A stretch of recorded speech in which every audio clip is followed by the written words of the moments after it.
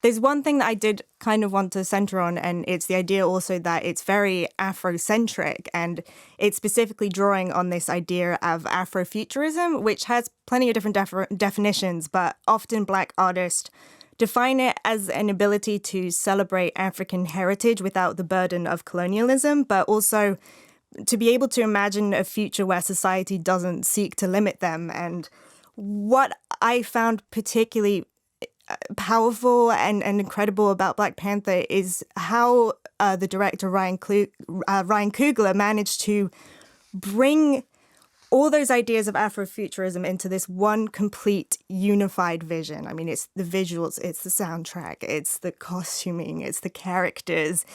Everything just connects so well together. You have the African designs with, futuristic elements. And so to just explain the plot really quickly, this is the first solo outing for Black Panther, the character, a.k.a.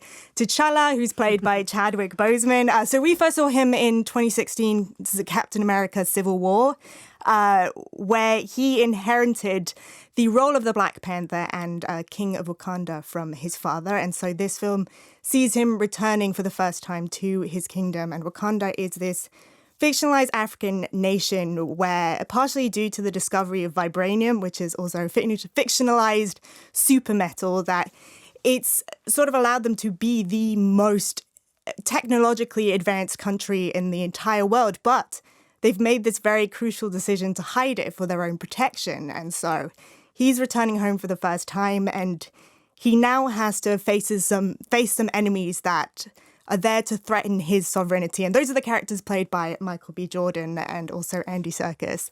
And I think in those characters, in all of the characters, there are such complete character arcs. Yeah. Everyone has an internal conflict. They have some sort of decision that they have to make that really, really affects them. And I think particularly the women are phenomenal. That trio of Denai Guria's Koye, Lupita Nyong'o's Nakia, and also Letitia Wright's Shuri. They're all these very different characters. There's the stoic warrior, there's the heroic one, there's the tech genius / wisecracker comic relief. And it's fantastic to see that variety as well. And also, to return to one of the emails pointed out so well, Michael B. Jordan's character, Killmonger, is one of the most fantastic villains I've seen in a long time. Yeah, and I almost hesitate to call him a villain, I think, because although there are actions that clearly define him as a villain, I think the place that he's coming from is such a real place, such a justified place, that it's not really about good versus evil. It's about two different perspectives on the same situation, and it's about what sacrifices they're ready to make.